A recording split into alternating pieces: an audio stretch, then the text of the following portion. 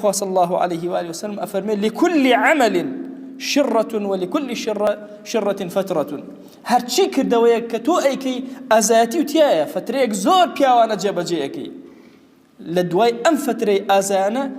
حاڵەتێکە بۆ دروستە بێ حاڵەتی کەسەل و تەمەڵی و سارد ئەبیتەوە لەو جۆرە کردەوەی کە چەندێکە وازل لێ نەهێناوە بەردەوام بووی لەسەری.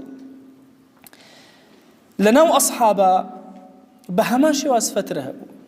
ماندووبوون بووە تەمەڵی هەبووە پێغەمبەری خوا صلی الله عليه وسلم تشجيعی کردوون ئەفەرمێ فمن كانت فترته إلى سنتي فقد أفلح. ئەگەر هاتوو کە تووشی فترە بووی بەسەر شێوازی پێغەمبەری خوا صلی الله عليه وسلم چۆن ئامۆژگاری کردووی لە کاتی تەمەڵیە تون دەست بگری بە فەرزەکانەوە ئەفەرمێ ئەگەر ئەو حاڵەتت کرد هەر نەجاتت بووە هەر ڕزگارت بووە. ومن كانت إلى غير ذلك فقد هلك. بخوا أجر واد لي بفرزكان دربنا التملي إترتوتياتشوي بهلاكاتشوي. جاري كان خوشي اسمان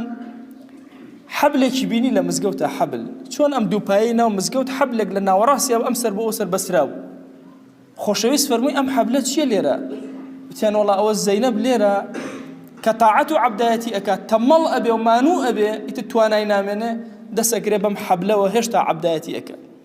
طبعا عزيزي أنا إنسان بتشيجه وطاعتك أبيني في غمري خوا صلى الله عليه وسلم أول دأ والسيل أن يشاقاتي مباركي أوصي مانو نابي والله شون مانو نابي لكارو كسابتها بخوشيه وكارو كسابتها أكي برواك بهمان ششن مانو نابي لخواردنا بهمان ششن لطاعته تشيج اللي ورقر مانو نابي بوي أصحاب أهاتن أجر مانو أبو دسي أجر بو بتوهيش طاعة وعبداتي خوي يجيب جيك. إما زور ضرورة سيري موقعي أصحاب كين شون ما ملايان كدوا لقال أم حالتا دي بيغمري خوا صلى الله عليه وسلم فرموي أم بتيبو ليب كنوا هر كسيق لإيوة أجر نيجي كرد بانيوج بنشاطه وبكا أجر تمال بو زاني لا شيء نايكا مانوا